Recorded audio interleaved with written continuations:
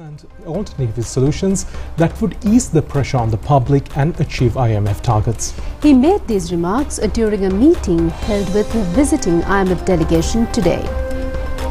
Director of IMF Asia Pacific Department, Krishna Srinivasan, and senior head of the IMF delegation, Dr. Peter Brewer, met with President Anurukumara Dissanayake for a special discussion over the IMF program.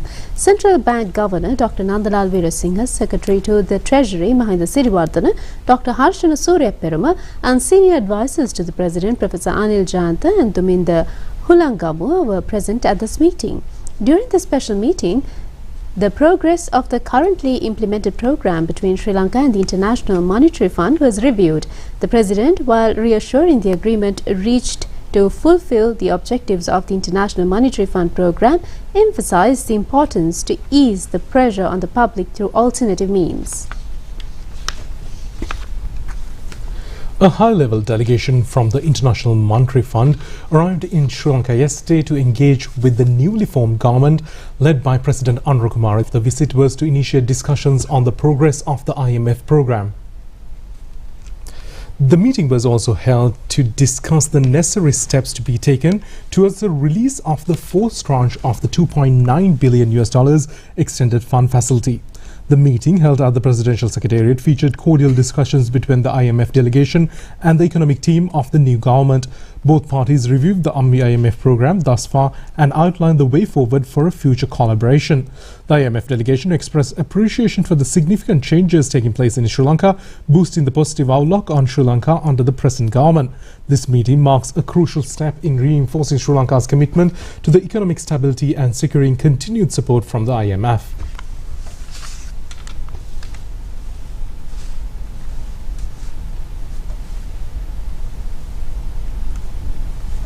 Exim Bank of Korea has agreed to extend financial assistance for development projects in Sri Lanka. This agreement was reached when officials of the Exim Bank of Korea met with Secretary to the President, Dr. Nandika Sanath Kumarnaike, today. The meeting was held at the Presidential Secretariat. The Exim Bank of Korea suspended the provision of financial assistance for development projects in Sri Lanka during the period from 2022 to 2024 with the economic collapse. However, during the meeting with the Secretary to the President, the Korean Exim Bank officials have agreed to extend loan assistance at concessionary interest rates to resume the development projects.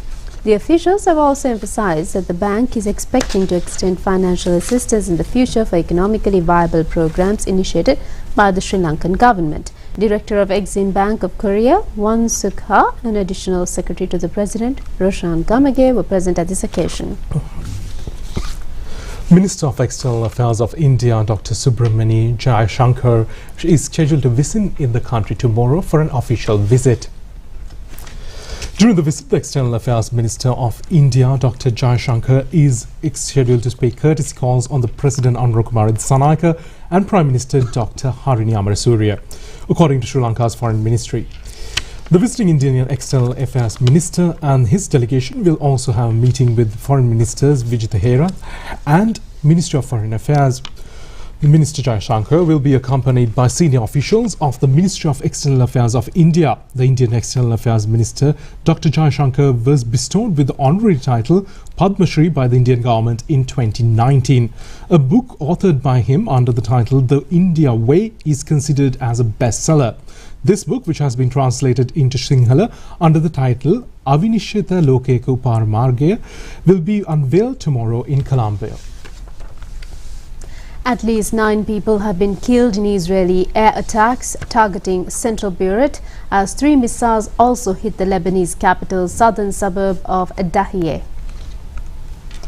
Hezbollah fighters and Israeli troops engaged in tit-for-tat aerial strikes in southern Lebanon. Israel's strikes have killed more than 1,000 people in Lebanon and displaced about 1 million residents since it escalated its war with Hezbollah. Israel has issued evacuation orders for additional villages in southern Lebanon, signaling a broadening of its ground incursion in the country. Israel suffered its first military casualties in the ground invasion of southern Lebanon, with 8 Israeli Defense Forces soldiers killed in intense clashes against Hezbollah. Foreign media has indicated that Hezbollah has detonated a bomb against Israeli troops attempting to enter the village of Marun al-Ras in southern Lebanon. Meanwhile, Iran's military chief warned of broader strikes if Israel responds. People in Tehran are on edge and fears of a wider all-out war between the two regional military powerhouses are growing.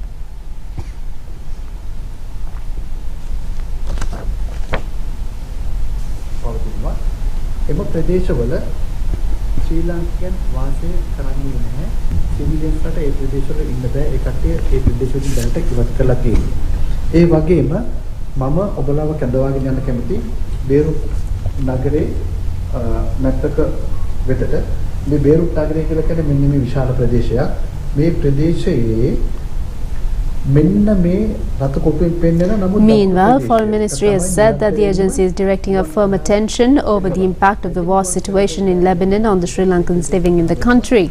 The ministry has indicated that the Sri Lanka embassy in Beirut is maintaining constant contact with Sri Lankan associations and individual Sri Lankans registered with the embassy. Sri Lankan ambassador in Lebanon, Kapila Jayavira, said that all measures have been taken to extend assistance for the Sri Lankans affected from the ongoing situation. An extraordinary gazette notification has been issued abolishing the pension of the governors of the central bank. Accordingly, those governors who will be appointed in the past, future and the current governor will not be entitled to a pension. The extraordinary gazette notification abolishing the pension for governors of the central bank has been issued under the signature of the governor of the central bank, Dr. Nandalal Veerasinghe. The gazette notification states that from September 11th last, pension has been abolished. The accepting of nominations for the parliamentary election will commence tomorrow at the relevant district secretariats. Speaking at a media briefing held today, Chairman of the Election Commission, RML Ratnayaka, said that the relevant process will conclude on the 11th of this month at 12 noon. Chairman of the Election Commission, RML Ratnayaka, said that accepting nominations for the 2024 general election will begin tomorrow. He said that the accepting of nominations will conclude on the 11th at 12 noon. He said that the process of accepting nominations is being carried out in the relevant district secretariats under the supervision of respective returning officers. He added that the placing of bonds will conclude on the 11th at 12 noon. Therefore, he urged the parties and independent groups to submit their nominations and place relevant bonds without waiting till the last minute. Responding to a query over the fertilizer subsidy, he said that the distribution of subsidy and other measures were temporarily suspended during the last presidential election. However, he said that with the conclusion of the election, the suspended measures can be resumed. He said that since the general election has been called, the distribution of subsidies and other measures cannot be implemented. He further said that the suspended measures for the presidential election can be resumed, but the measures implemented during the time the parliamentary election was called cannot be continued. The Election Commission says immediately after the completion of the general election, steps will be taken to conduct the local government elections. The Commission states that the dates for the election will be stipulated as per the orders given by the Supreme Court. The Election Commission fulfills its duty properly in safeguarding the democratic rights of the people, accordingly taking into consideration the conduction of the general election. As per the order of the Supreme Court, local government elections will be conducted soon after the completion of the general election. Parliament was dissolved on the 24th of the last month, and the gazette notification stipulating dates for the general election has been issued. Election Commissioner further says that priority will be given to the appointment of representatives of Parliament, and the Commission added that during the parliamentary elections on the 26th of this month, elections for the LPT Pradesh Sabha will also be conducted.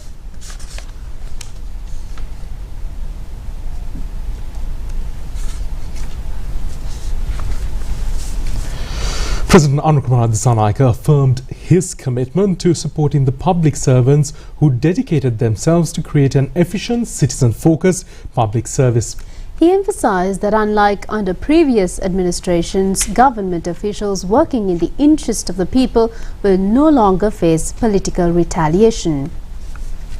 The President made these remarks during a meeting with ministry officials after assuming office as the Minister of Agriculture, Lands, Livestock, Irrigation, Fisheries and Aquatic Resources this morning. In a comprehensive discussion with ministry secretaries and senior officials, the current state and future plans of the Ministry of Agriculture were thoroughly reviewed. The President highlighted the critical role the ministry plays in eradicating rural poverty, noting that the performance of government officials will be decisive in achieving this goal. He also acknowledged that in this year's presidential election, the public placed their trust in a new political direction, rejecting the old political culture. This shift, driven by the economic challenges citizens face and their dissatisfaction with the public service, marks a significant turning point in the country's governance.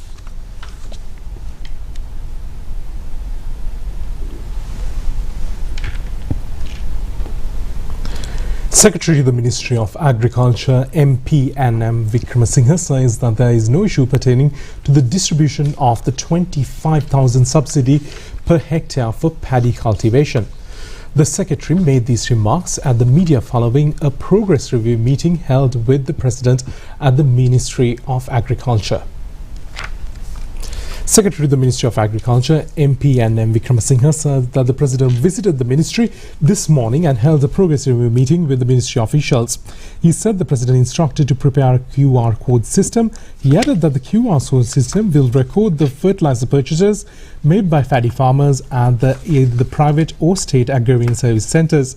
He said that based on these records, a digitalized system will deposit the necessary funds to the bank accounts of the paddy farmers. He said that the government bears 20 billion rupees for the distribution of fertilizer for 800,000 hectares of paddy fields in the Maha season. He added that the Treasury has allocated the necessary funds in this regard and said that there will be steps to find TSP fertilizer requirement by the end of the month. Accordingly, he said that the necessary measures have been taken to deposit the funds directly to the bank accounts of the farmers at the end of the month. He said that the decision has been reached to provide 25,000 rupee fertilizer subsidy per hectare and that the necessary stocks are available in short-term storages. He added that along with the state agency, 2 other private companies are also importing fertilizer stocks. He said that the existing quantity of the fertilizers is sufficient for paddy cultivation as well as for other cultivations of the Maha season. Executive Director of the PAFREL organization, Rohana Hettiarachi, says that since the stoppage of welfare activities in certain areas of the country, it can cause a direct impact on the development that has to be reconsidered under circumstances where elections are continuously being held during a few months of time. He expressed these views in a media briefing held in Colombo today. Executive Director of the PAFREL organization, Rohan Hettiarachi, said that by now all arrangements have been made for the observation of general election by PAFREL organization. He added that steps have been taken to start all observation process throughout the country once the nomination process is completed, and expects that it will be able to conclude the election peacefully and without using state powers and misuse state property. He also pointed out that a debate has been already started regarding the fertilizer and the fisheries subsidy, and discussions are on with the Election Commission. He stressed that election laws have to be implemented equally in a justifiable manner. He said that the stand of the PAFREL organization is that the welfare and development processes withheld during the presidential election, especially health, agriculture or education, has to be reconsidered if any problem is created at this juncture by not implementing them. He also said that these welfare activities has to be handled in such a way that it will not promote any contestant or a political stream. He pointed out that reconsideration has to be done under the present rule. The High Court has decided to take a case up against former Media Minister Gila on the 29th of November. The decision was taken. The case was taken before Colombo High Court Judge Sudhir Nisanka today. The case has been filed by the Bribery Commission regarding the payments of his mobile phone bill from the funds of the State Printing Corporation. The case has been filed against the former chairman of the State Printing Corporation. Respondent Kelly Rambukwala today appeared before the court. A case has been filed in the High Court by the Bribery or Corruption Charges Investigation Commission against the former chairman of the State Printing Corporation, Jayampati Hinkara, and former Minister Kelly Rabukwella when he was the media minister that his personal mobile phone telephone bill amounting to 240,000 rupees was paid from the funds of the State Premium Corporation.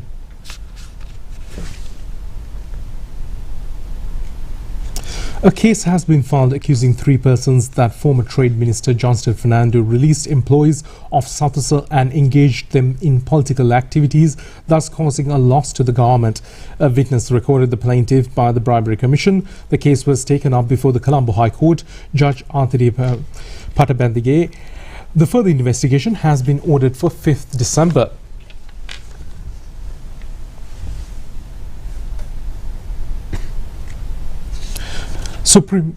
The group of police officers today apologized to the petitioners of unconditionally before the Supreme Court regarding the questioning of a driver of a lawyer taken into custody by mistake, handcuffed during the Yukti operation. This apology occurred when the fundamental rights petition filed by the resident of Kalutara area named Selvaraj Rajapandi was taken up before the Supreme Court today. A group of police officers attached to the Nemakabo police station tendered the apology.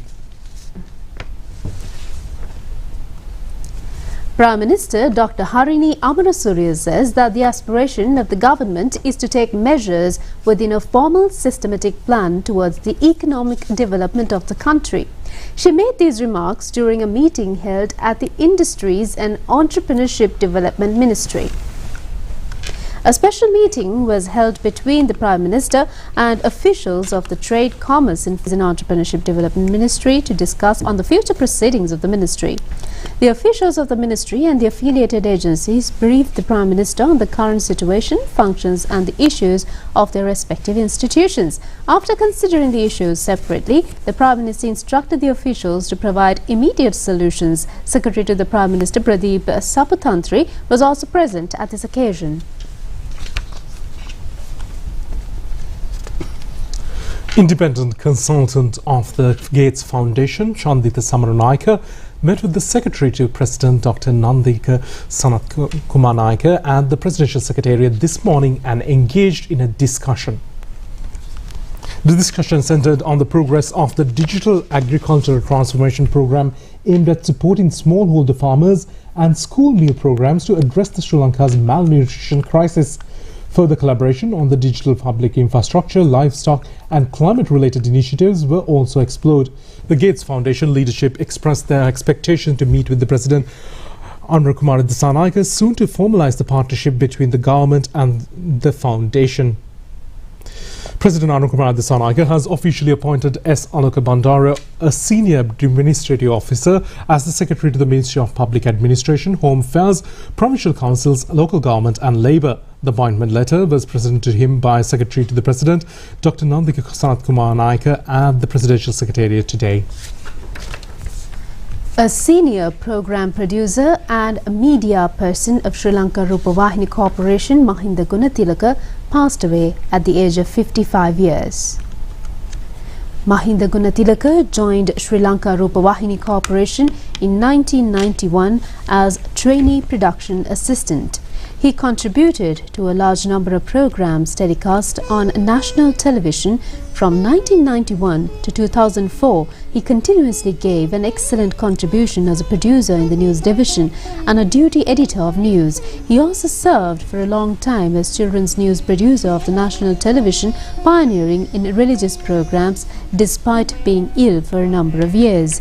His productions have won several awards. His remains are kept at his residence, 114/2, Pirivena Gardens, Pirivena Road, Barlas Gamua. Funeral rites will be held on Saturday 3 p.m. at the Maharagama General Cemetery. The national television expresses its profound condolences on the passing away of Mahinda Gunatilaka, who provided an excellent service for 33 years in the national television.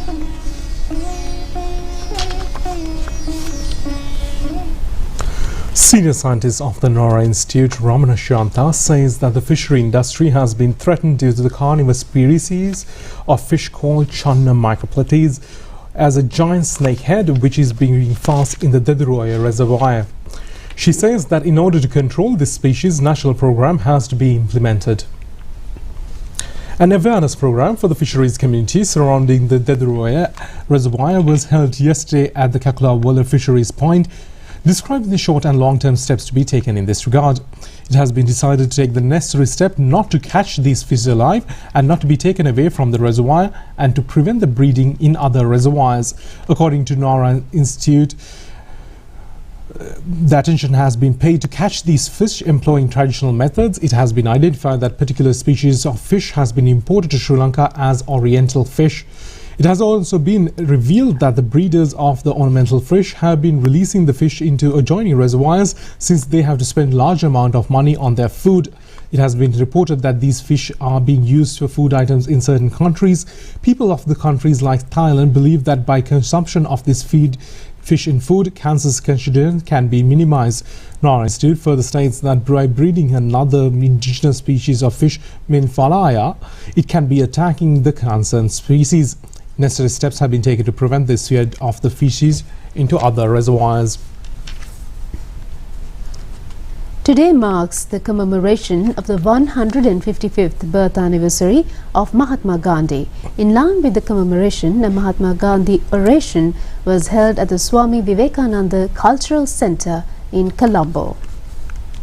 Prior to the commemoration, Prime Minister Dr. Harini Amarasuriya and Indian High Commissioner in Sri Lanka, Santosh Jha, paid floral tributes to a bust of Mahatma Gandhi at the Prime Minister's office in Colombo. The statue was a gift from India in 2019, commemorating the 150th birth anniversary of Mahatma Gandhi. Following the ceremony, High Commissioner Jha called on Prime Minister Amarasuriya.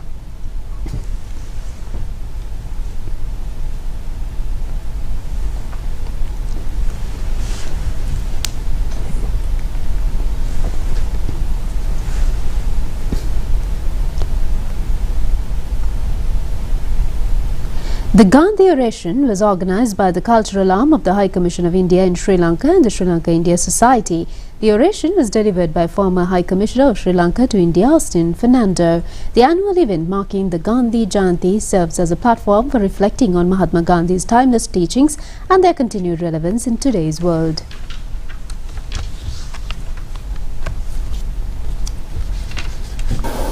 For an Indian, Mahatma Gandhi grows with you with the national flag, with the national anthem. It's something that is deep rooted. The man signifies almost everything that we have come to experience and learn. I had a very poignant moment many years ago when I was in a moment of self-doubt, and so I thought he had a spiritual side to it. And we had this beautiful statue of Mahatma Gandhi in front of our embassy in Washington, D.C. And I used to step out of the balcony, and right in front of the balcony was his statue. And I was looking at him, and I realized that this man was also criticized. And so therefore, if he could be criticized, he could be, in some ways, people could see some other side to him. Then mortals, people like us, normal people, should also have to have the, the courage to bear it. And it is a source of strength, a unique person who means to you, as you associate with him.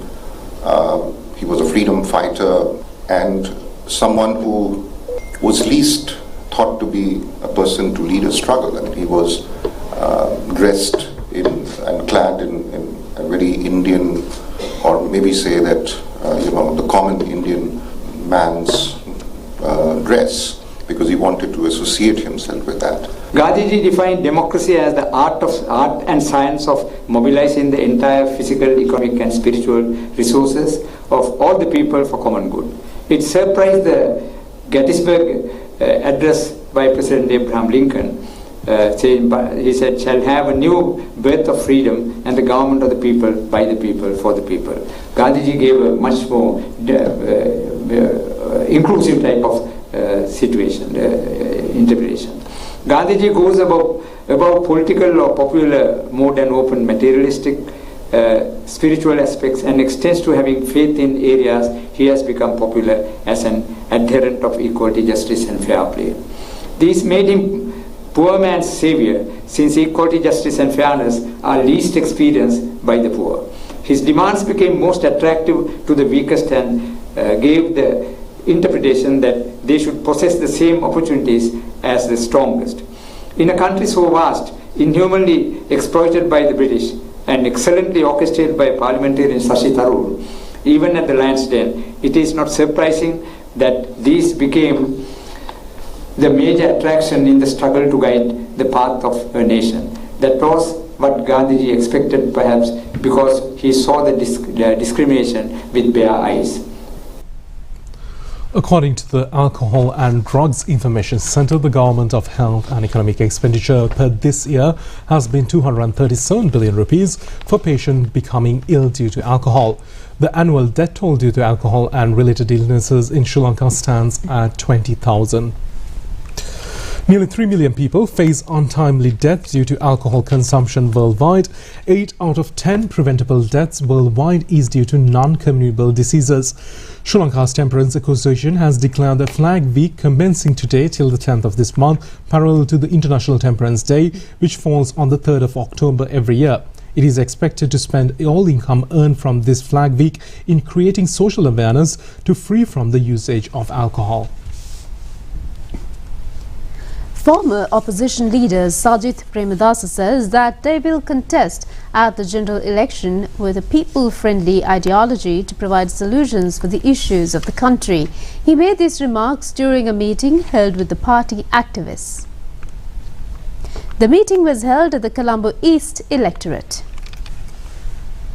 Former opposition leader Sajith Premadasa says that they will contest at the general elections with a people-friendly ideology. He said that their program is to create a self-sufficient young generation in the country. He said that the issues of the country cannot be resolved through adversary politics. He added that the issues of the country can only be resolved through a progressive frame of mind. He said that this program is the Samagi Jana Balavegya and Samagi Jana Sandhanaya program. The faction which supported the former President Ranil Wickremesinghe at the general election, or the presidential election, has decided to contest the general election under the symbol gas cylinder. The relevant decision has been made following the final discussions held this evening. The discussion was held at the Election Operations Office in Flower Road, Colombo. Former parliamentarians who left Sri Lanka Podujana Peramuna and the leaders of other political parties were present for this meeting. Former parliamentarian Mohammed Muzamil said that following the discussion, a decision was reached to contest under the gas cylinder. He said that a nomination committee was also named at the meeting. He said that the committee will convene and continue with the relevant work, and said that the consensus was reached to contest together in the elections, and said that the gas cylinder symbol has been given by the Election Commission. He said that new faces may contest the election and people should be given the opportunity to elect based on the preference.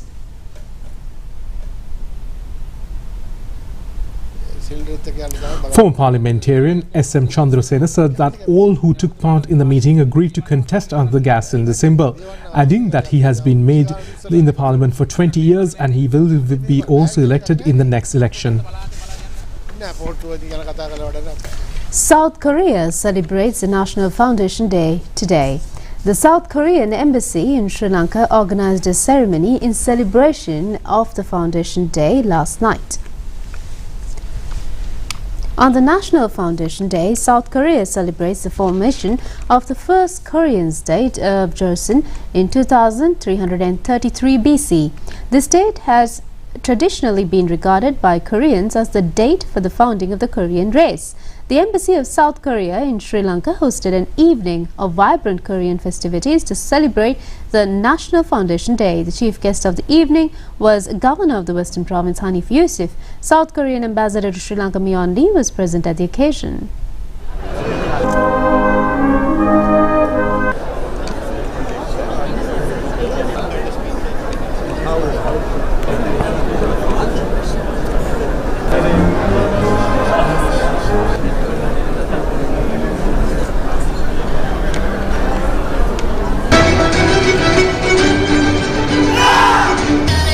The ceremony was full of traditional and pop culture music and dance performances. question. Members of Parliament, if they are here now. And ladies and gentlemen, the government of the Republic of Korea has consistently been an invaluable development partner for Sri Lanka, supporting the government's development priorities. Sri Lanka has long benefited from the generous Korean official development assistance for significant projects in education, transportation, water management and rural development, all of which has significantly contributed to the country's socio-economic progress. Presently, there are around 30,000 Sri Lankan migrant workers who are employed in Korea under the employment permit system. The number of Sri Lankans that departed in 2023 is 5,000, which is an impressive 44% more than the previous year. This growth is attributed to an increase in quotas and the addition of new sectors, which were implemented after a 20-year period. We wish to extend our appreciation, gratitude to the government of Korea for creating these essential employment opportunities and the commitment towards the well-being of our Sri Lankan workers in Korea. You know, the Sri Lankan workers are making significant contributions to the Korean industries. Your Excellency, we have a new government. We have a new era. Our fervent hope on behalf of the President of this country is that we improve our relationships even further and strengthen our ties. So we are pleased that both Sri Lanka and the Republic of Korea plays an active role in the United Nations, Asia Development Cooperation Dialogue and in the Colombo Plan. We look forward, Madam Excellency, to take it further. Taking this opportunity, I extend my heartfelt congratulations to President His Excellency Anura Kumara Dissanayake on his inauguration, along with best wishes from President Yoon Suk-yeol for a successful tenure and even stronger ties between our two nations. Additionally, I would like to celebrate Prime Minister Honorable Harini Amarasuriya for being the third female Prime Minister in the history of Sri Lanka. Korean Embassy and our dream team, Korean companies and community are ready to work with the new government, supporting Sri Lanka's renaissance and strengthening our long-standing friendship. Korea and Sri Lanka have steadily strengthened our relations not only in politics, economics, and development cooperation, but also in culture, education, and people-to-people exchanges. Korea has remained Sri Lanka's close partner in the most challenging times, engaging in business. Our grant projects cover diverse fields such as education. Governance, environment, agriculture, and healthcare. Korea's loan programs include transportation, energy, water supplies, and more. We also promote trade and investments. Create employment opportunities, and help with the rural development and women empowerment by sharing Korea's experiences and advanced technologies. In addition, Korean communities and companies have long been Sri Lanka's friends, transferring skills, technologies, and innovation, especially in the manufacturing sectors. They have been the engine for promoting trade and investment between two countries throughout the challenging years. Today is the 7th day of the Colombo International Book Fair. Many book lovers flock to BMICH premises even today to purchase their favorite books.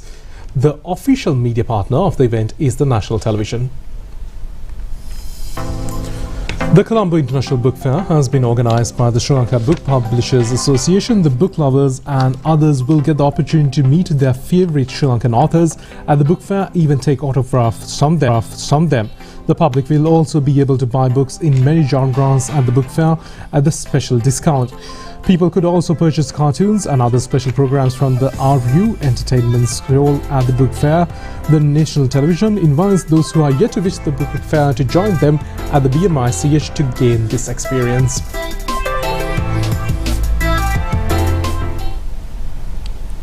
We'll be back with foreign news after a short break.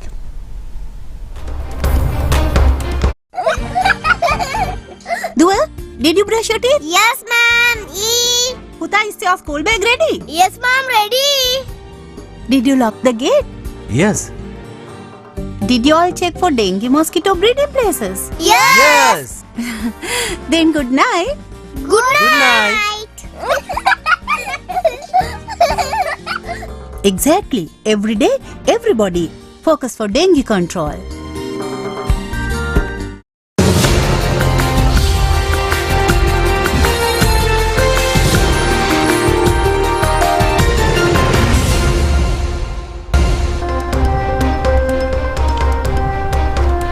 Now on foreign news, dozens of people are feared dead after a boat capsized in the north-central Nigeria.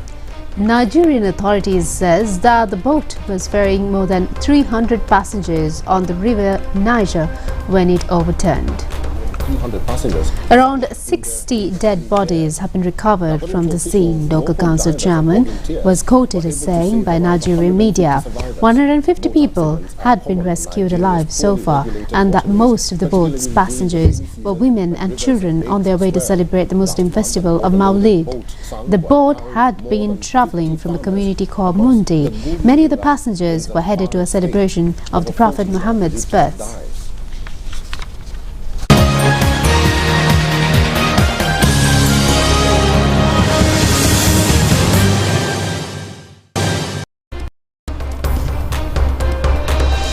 On sports news, a match between Sri Lanka and Pakistan in the Women's T20 World Cup in 2024 is in progress right now. The match is currently underway in Sharjah. Pakistan women's team won the toss and opted to bat first. The Pakistan women's team scored 116 runs in their innings. Fatima Sana scored 30 runs while Nida Dar scored 23 runs for the Pakistan innings. Sugantika Kumari, Deshika Prabodhini and Chamari Atapattu picked up 3 wickets each for Sri Lanka. Sri Lanka needs 117 to secure their first win in a highly competitive Group A. Sri Lanka's innings was opened by captain Chamari Atapattu and Vishvi Gunaratne. A large number of spectators are in attendance for the Group A match between Sri Lanka and Pakistan. We talked to a few fans who are at the stadium cheering for the Sri Lankan team.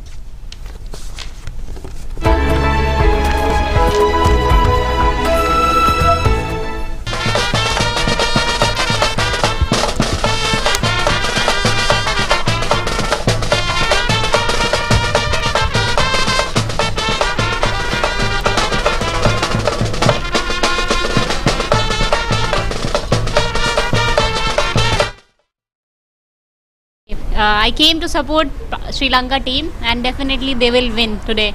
Sri Lankan, always we are supporting for Sri Lankan team. Definitely we will win. That's it for tonight's English News Telecast. Thank you for joining us. Good night. Good night.